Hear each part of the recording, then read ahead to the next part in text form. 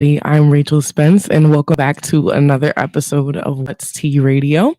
I'm here with my co host, Ari P. Ari P, say hello. Hey guys. So, today we decided that we wanted to talk about self love and self care and to give you guys some tips on how to take care of yourself, how to, get to a point where you are working on loving yourself as much as you possibly can and how to just feel better overall. So, let's get to it. Yes, sir. I was trying to find a little. Oh, there we go. Yeah. Okay, so like she said, it's What's Tea Radio, another episode, which you guys been waiting for. And we're going to embark on the topic of self-love and how self-care can then manifest into self-love. So, what is your definition of self love? I feel like for me, self-love is being able to be at peace with yourself. Even it's okay to, think that you have things that need to be changed, but just being comfortable in your own skin and knowing that although you may have flaws, it's something you can work on and something you don't necessarily have to bash yourself about. And just being comfortable, like being alone, being comfortable in being alone, being comfortable with your own thoughts, with yourself, with your image, just loving the skin you're in, even if there is improvements that you feel like you need to see, and knowing that other people's opinions don't matter because you're comfortable within yourself. Yeah, I definitely agree with that. I feel like a lot of people kind of confuse like conceitedness Yes. and self love. And especially, I feel like being a female, sometimes it's hard to love yourself openly. Definitely. Like, there's nothing wrong with bigging yourself up. Exactly. But like, I feel like a lot of people were like, oh, why is she so cocky type thing. But it's also how you big yourself up. Like, I feel like a lot of females, they try to mask their hate for themselves by putting other people down in order to uplift themselves. Yes. And realistically, it's like if you really loved yourself, you wouldn't have to bring anybody else into the equation. You would just be able to love yourself and declare that love without having to bash other females and what they're doing. And I see it a lot, especially on social media, like on Snapchat and stuff. Like, there's always that girl going on a rant talking about, oh, I'm this, I'm that, I'm a trendsetter, I do this, I do that. Like, I started this first, and just know, like, it's me who does this. And yeah, there might be people better out there than me, but like, I do this and I do that. And it's like, we get it. Like, you do this. Like, we see you doing it. You don't have to, constantly put yourself out there. Right. So it's like you need to just find ways to like pat yourself on the back without bringing someone else down. Right. Because I saw this post the other day and I completely agree with it. A lot of people feel that just because they're in competition with somebody, they can't support them. Right. But I feel like once you're comfortable with yourself and with what you're doing or bringing to the table, there's no reason to constantly be in competition or battle mode all the time. Because you can be a chef and your friend can be a chef, and both of you can be great chefs. But you may not be able to perfect one thing that your friend would be able to perfect, and vice versa. Right, right. So just because we're in the same lane doesn't mean we took the same path, and doesn't mean that we're appealing to the same audience. And at the end of the day, I feel like we're all individuals. Right. So even if you're doing similar things, it doesn't mean that you're like you have to do it the same way. Like, even me and Ari, like we both have YouTube channels. We're both mass comm majors. We both like radio. We both have a lot of similarities. We're both Leos. Like, we both have a lot of things that we do that are the same. And whenever I see Ari succeed, I'm like, go ahead, like, do you. Like, whenever Ari gets a new subscriber, a new view, I'm like, yes, like, pat on the back, like, and vice versa. So it's like, even though we could be two friends who are just like, oh, whatever, my video got more views than you, and like, oh, I have more followers than you. Like, we could be petty with each other, but realistically, like, that's not doing anything for me, because at the end of the day, I'm still not where I want to be, and that's not going to help me get there. Like, I don't have to step on other people's toes in order to bring myself up. Like, I much rather just support my friend and support myself. And at the end of the day, even though we do similar things, we're going to attract two different audiences because we're two different people. Exactly. So it's all about who you are as an individual. I feel like a lot of people, you know, they kind of get so caught up in the similarities of what they're doing, they lose the fact that, you know, you're that individual bringing that to the right, table. right. And sometimes it even being an individual is what makes you question things. Like sometimes even like, you know, making YouTube videos and stuff, it's like everybody makes YouTube videos. Why am I doing this? But it's like nobody's Rachel Spence. So I have to just remember I'm me. There's no other person in the world that is me. And I'm just going to do what I'm doing because I'm me. Stop comparing myself to other people and just do what I'm doing because that's what I want to do. So one of the viewers said that to him, self-love is being able to be one with yourself and not having to rely on somebody else to love or teach you how to love yourself. And I agree with that. Yeah, for sure. As far as I'm sorry, I'm blocking all of you guys that's on live right now. But yeah, I agree with that. One, you know, when you're confident and you're comfortable within yourself, you lose the need to be the center of attention. You lose the urge to constantly, you know, brag, because there's a difference between bigging yourself up and bragging and being like, yeah, I am this, this, right? yeah, I do And that. there's a difference We're not between right, and there's a difference between knowing your worth and, you know, telling yourself your worth and bringing it to the forefront and being conceited. It's not always what you do, it's how you do it or how you go about it and how you say it. So, I mean, that's something that people also have to keep into consideration. But aside from that, with self-love, it's a process and it's an ever-changing process at that.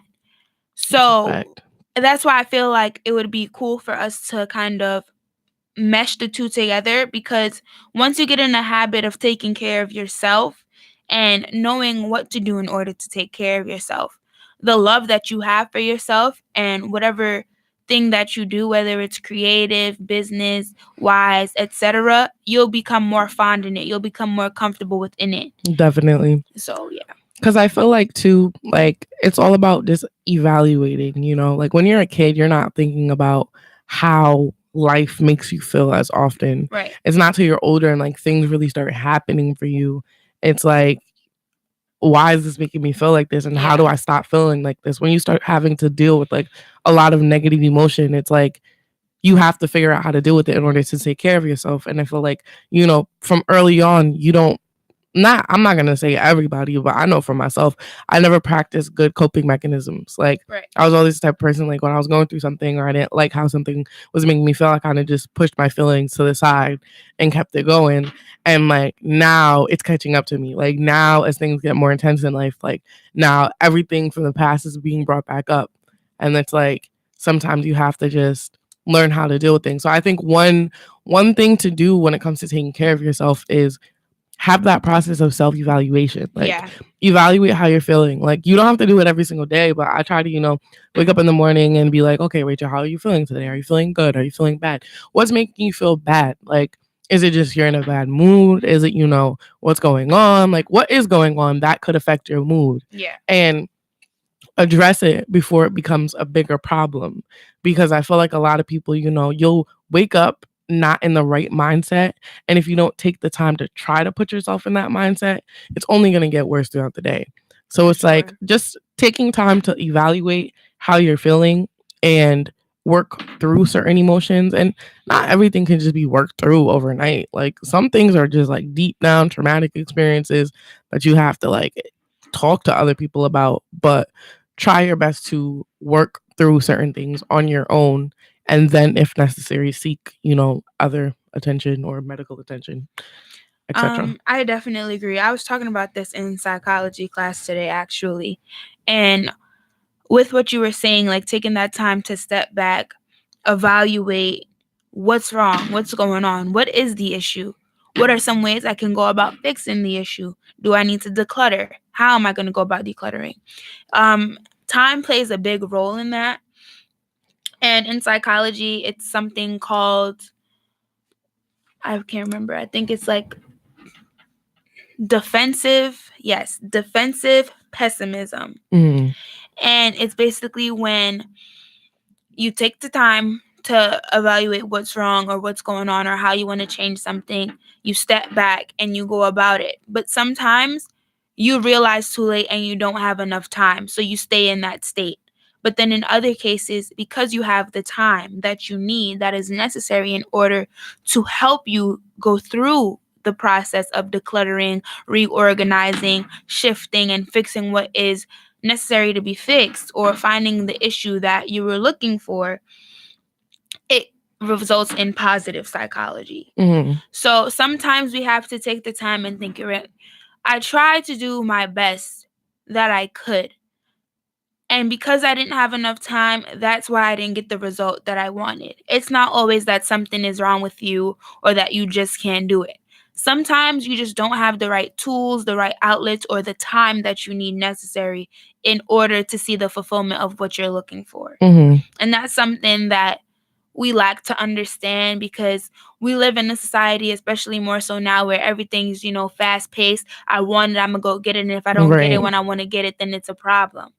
It's like this grind mentality. Yeah, like and it's a constant nonstop. It's important to grind. Like, it's important to keep going. But, like, for sure, sometimes you have to take time to actually check your mental. Like, mm-hmm. A lot of times people are just so focused on, like, get into the bag or just get into where you need to go. And it's like, but there's steps, there's levels. Right. And if you don't take time to take care of yourself in this process, you're going to get there and you're going to crumble. Like, it's not going to be enjoyable if you get to where you need to go and you have to spend the rest of your time trying to fix yourself because now you're so emotionally damaged because you never took the time to take care of yourself.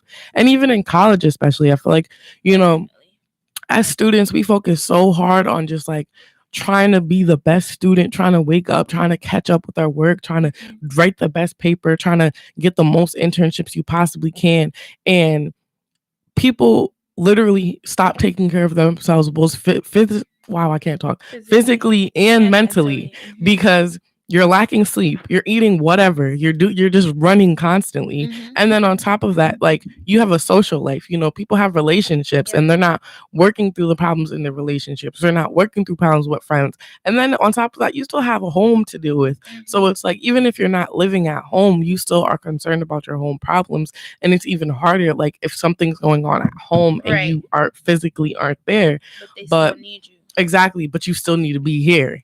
So it's like, when in college especially, you have to make sure you take that time to take care of yourself. Like, have those personal days. Like, I'm not saying like skip class and take a personal day, but like, if you feel like your schedule's so busy, like you can never ever have time to yourself, you have to find like an hour, 30 minutes where you can just be alone and just do whatever you need to do to find peace within yourself and like address some of your emotions. And I feel like that's something, especially within college and college students and just students in general, I feel like we don't talk about it enough because it's so, all right, well, you came to school to learn and you have one goal, and that one goal is to get your degree. Like, we've seen students get so stressed to the point where, some drop out, some take a different route. It might not always be the safest route, or some people just result in just taking their life, unfortunately. Right. And we see the same with, celebrities and, entrepreneurs, etc. Like, they got to where they wanted to go, but because they didn't take that time to get their mental and their personal in order, all the pressure just comes tumbling down. Like, they climbed the mountain and they got to touch the top, but they never really got to enjoy what they were doing. Right. Because they put everything on the back burner and all that was on their mind was getting to the top of the mountain. Yeah. They didn't appreciate the trials and tribulations. They didn't notice the difference in in the air pressure. They didn't see all of that because they were so focused on one thing. But I mean, it is hard for college students, especially because oftentimes we don't always get understanding professors. Right. And oftentimes some people are just so to the books. Some people are so to the books that even if you do have necessary documentation or et cetera, it's still not enough. Right. And that's why I feel like people need to understand. And I feel like, especially as a professor, you were once in my shoes. Right. And you knew how it felt. And you still, as a professor, have a life too. Right. So if I, as a student, I've had too many situations where I'm like, oh, I'm not feeling well, or like something happened in my family and my professors didn't believe me. Right. And I'm like, I'm sorry, like students have lied to you for years about like stuff happening in their lives, but like you have to understand and give me the benefit of the doubt, because at the end of the day, I'm innocent until proven guilty. Correct. Therefore, if I come to you and tell you I'm sick today, like, you better believe me. Like, and who are you to not believe me and then judge my character after that? Right. And a lot of times I feel like students are so focused on just like doing what they need to do. Sometimes it's just they get so distracted by like the work that has to get done. They don't take the time to take care of themselves. And it's like, when things get to a point and it's so overwhelming and then now you're not even performing in school, that's not an excuse. You can't say, oh, well, like I wasn't in a good place mentally. They're gonna be, oh, okay, well, why didn't you tell anybody? And even if you tell somebody, like It's that's still not not. enough for you to get your scholarships back. Like these schools, sometimes they really don't care. Yeah. So it's like you have to take the time to like you utilize resources as well. Yes. Because I feel like, especially like at our school, like we have a counseling center and we have like, you know, the different brothers and the churches and everything. And if you're not a religious person, then counseling may be the route for you, because I've tried it. sometimes you need that outside like non-biased opinion, because you know I'm not much of a talker when it comes to my feelings, and I've really been trying to work on that within the past 2 years. When you're about to reach your breaking point. Right. And I feel like I've been trying to, you know, talk to my friends more about it and talk to my family more about it. And like, even like my friends will bring it to my family if I'm not like in a place where like they can't help me, and, you know, I'm not telling anybody, because I know myself, I won't tell people stuff. So the thing is, sometimes you don't want to talk to your family, and sometimes you don't want to talk to your friends. So find somebody else to talk to. Like, and sometimes you don't want to talk in general, so find a different outlet. If you like to draw, right, draw your problems out. If you like to write a poem, write a song, write a rap. I'm a writer for sure. Like I journal everything. Like if you're a creative person and you don't like to talk about your problems, use your creativity to be an outlet. If you like to cook, use that culinary art to help you get through your problems. If you're sporty and you're athletic, if you gotta go shoot some hoops to get the, you know, pass the time, if you gotta go play football, you gotta go run, like do that. It doesn't always have to be, you know, you just sitting down and talking. Yeah. And if you're a spiritual person, take time to meditate, take time to pray, do something. And I think talk to yourself. If you are a spiritual person, it is definitely important to pray, because I feel like, you know, a lot of times, like when people are religious at home, they have that disconnect because they're so used to their parents like constantly putting religion on them, so they don't feel the need to be as diligent. But then when you come to college, it's on you now. Like your parents are going to remind you every day, oh, make sure you pray every morning, make sure you read your Bible, do whatever, you know, whatever your religion may be. So you have to, you know, create your own relationship with your chosen God and make sure you stay connected on your own. It doesn't have to be, because it's no longer your parents' responsibility. And going forward throughout life, it's not going to be your parents' responsibility. It'll be yours. And even if you're not going to a church or whatever, like you still have to take that time to work through those things with your God yourself. So, you know, if you are a religious person, taking time to practice your religion is definitely a part of taking care of yourself. Right. And if you're spiritual and you're into burning sage, then burn sage.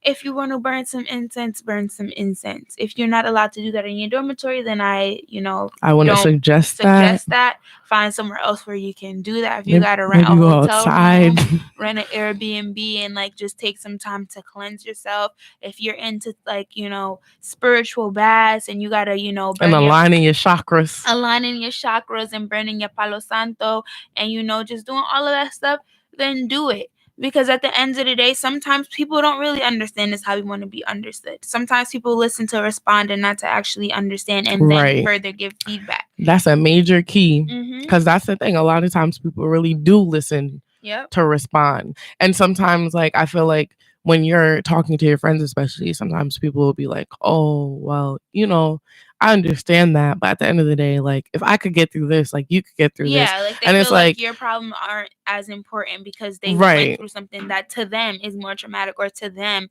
you know.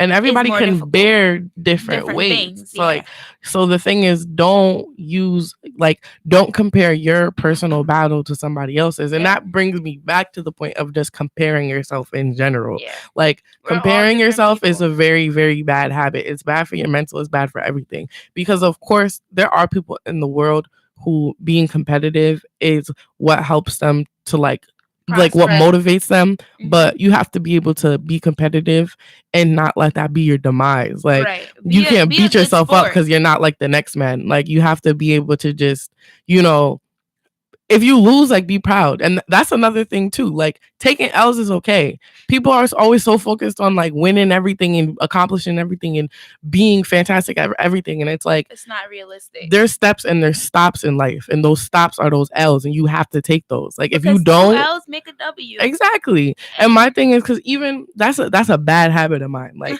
me and my best friend, like, every year we like declare what the year is gonna be for us. Like, And what it's you know, gonna like bring. one year, like I think it was like 2017, we were like, okay, this year is about like prosperity. And then like 2018, it was like about like achieving. And like 2019, we were like, yo, first of all, we need to stop doing this because we're setting these unrealistic standards for ourselves. And then it's like, I thought I was gonna prosper this year and I'm not doing anything for myself. And it's like, even last year, I feel like 2018 was a really, really hard year for me. And like, so much stuff was happening just in my life in general. And I still wasn't able to, like, looking back at the year, like, I feel like around my birthday, I always get like super, like, reflective about life. And that was the time I kind of like looked back at it and I was like, okay, like, well, I did this year and I did this and I did this. So I did accomplish some things. Maybe I didn't accomplish them at the scale that I wanted to, but I still accomplished things. Like, I keep setting these unrealistic standards for myself that like I'm going to only win this year and I'm never going to be defeated, because as long as I stay positive, like, I'm never going to be defeated. And realistically, I don't have that much control over my life. Like, there's always going to be something that's going to come up that's going to, be a L, and I might lose in this situation. Honestly. And as long as I could take that L and turn it into a lesson, then that's all that matters. Because in life, everything that happens is conditioning you for the next step. Mm-hmm. And when you make it in life, all the hardship you went through is just conditioning. So when you make it, you can be humble and you can be happy and you can enjoy and be satisfied and be content. Like, and people are so focused on that end goal. Yeah. They don't want to take those steps to get there and be conditioned and fall a little and be broken, and so you can be fixed. That's why I am how I am now, because oftentimes people take what they go through and use it as an excuse to be a bad person or to stay miserable. I felt that. But for me, I've been through a number of different things, whether it was traumatic for me because it happened to me directly, or I watched something traumatic happen and I seen everything play in front of my eyes. And even like failing, like I've had many encounters with failure. Right. In college, in high school, in life as a whole. Exactly. And oftentimes we get buried in that pressure of being the best we can be, not necessarily always because we want to be that, but because we have the pressure of other people on our shoulder. Some of us are first generation college students. Some of us, we have siblings that look up to us, or even if they don't look up to us, we want to set that gold standard for them because we've seen how we failed and how we've maneuvered within our life thus far. And so I'm the type of person where I'm going to have my low days. I'm going to have my bad days. But at the same time, I'm not going to consistently put my problems in your face and boast about my problems so that you can feel sorry for me. I rather use my experiences and my trauma and my trials and tribulations in order to make me be a more positive person. And to know that, you know what? Everything doesn't need a reaction. Everything doesn't need attention. But in hindsight, take what you went through as a learning experience and make yourself a more humble person, because the more humble you are, the more understanding you can be to the next person. Amen. Ari, Pastor Ari, you ain't here preaching to me. You got chills? I got chills. No, because I really felt that. Like, I feel like people use their past and use it as a reason to stay down. Like, get up. Look at the cup half full, not half empty. Mm-hmm. because there's people in the world that can't even drink. Exactly. So the fact that you got juice in your cup or water Be or grateful. seltzer, be grateful. And it's just about your outlook on life. Like Exactly. your perspective is really, really, really important. It's because key. you know, it's not to say like never have a bad day. It's okay to never have a bad be day. negative, you know, never be mad, never be sad. Like, because there's no, I've never met a person that That's could just 100% stay happy. positive and be like happy through all situations. And oftentimes if you they're can, the like, ones that are hurting the most. exactly. Because in high school, people used to think like I was just happy. I'm a social butterfly. Like, oh my God, can I be like you? But everybody has their skeletons. Everybody has their demons. Right. But it's just about how you go about it. Know your safe zones. Know your safe spaces. If you're feeling down one day, it's okay to feel down. But the whole world doesn't need to know that you're, feeling down. Right. It's okay to embrace your problems, but embrace it in a way where it's not being used as an excuse or empathy. Like, you're not trying to feed off somebody's empathy so that they can constantly be like, oh, are you okay? Right. Do you need this, that, and the third? But it's okay to, feel down. It's okay to hit a crack in the road, a bump in the road, etc., etc. And before I go into my next thing, everybody who's on my live that's watching right now and everybody who can hear us and who are watching us on YouTube Live, I want us to take this as a challenge. It's What's Tea Radio Challenge. It's called Me, Myself, and I March. And for the month of March, try to do something once a week to help improve your self-care so that it can manifest into the way that you love yourself. And so it can become like routine for you. Like, it won't have to be a challenge anymore. Yep. You know, like whether it's just, taking time to, meditate or, writing a journal entry or getting your nails done or, looking in the mirror and saying I'm beautiful. Right. Self-affirmations in Drinking the morning. Tea exactly. Day. Like switching out a beverage, Yep. something to take care of your personal health as well. You know like, what? I'm gonna run a mile every day, or for right. a week. I'm gonna go to the gym once a week. Like setting goals for yourself that will help you to become a better person, and not all of them are gonna be easy. Like, at all. Even with the gym, like I have no discipline when it comes to the gym. Like when I'm going and I'm going hard, and when I'm not, I'm just like gym. Like, Right. oh, that's cute. Yeah, have fun. Stop comparing yourself to other people's success or other people's image. Like, you are your own person, and what's meant for you will be for you in the time that it's meant to be for you. Amen. That's a fact. And also another thing, don't go chasing waterfalls. You briefly touched on it, but stop broadcasting all your business on social media. Like, not every emotion needs to be put on Instagram, Snapchat. Stop making those black screen snaps, because not all the people that are watching you are not for you. Like, all your followers are not your friends. Some of these people are your enemies, and they're watching you and waiting for your demise. So they see you and they're plotting on you, and they see you're in a bad place. They're gonna keep pushing those buttons to make sure you stay down. Stop broadcasting on your feelings. Of course, I feel like, it gets to that point on social media where people are like, oh, nobody puts out their L's, they only put out their W's, so don't focus on what other people are doing on social media. I agree.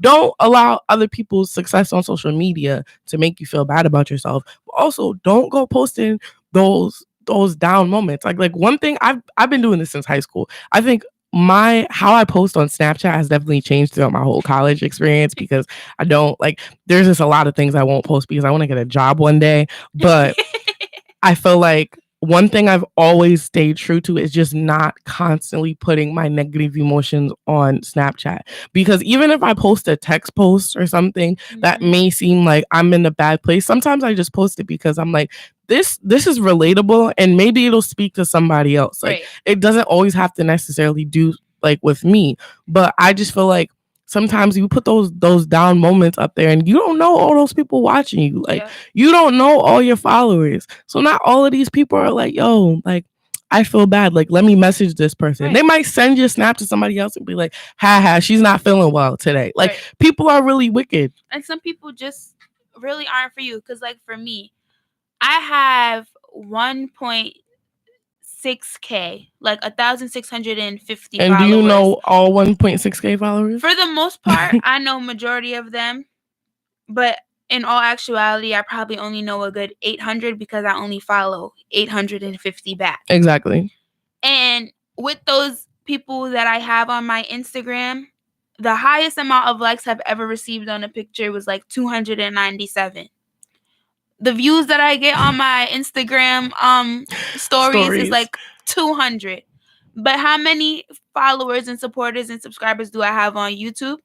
40 something. Right. The math does not add up. Because not all of these not people everybody are for supports you. or are really for you. So just because the numbers are up there, or maybe your numbers are down, Right.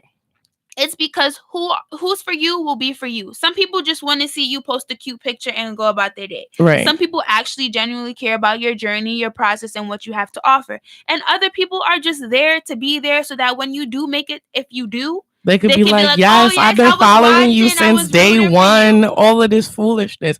Because going off of what you were saying, I feel like, you know, a lot of people, like, it's not to say making friends through like social media is impossible. I feel like I've had like followers since like November 2011 when I first moved my Instagram. Like those day one people who have been there, and like I've seen them grow and they've seen me grow, and like, you know, seeing them accomplish things, I'm like, oh, like I'm so proud of you, because like I don't know you personally, but like I've been following you for 8 years, so you know, I guess we kind of know each other. But like, I'm a fan. Right. But then there's people who just started following me yesterday, and do these people who just started following me yesterday care about, you know, what I'm doing? I'm like, probably not.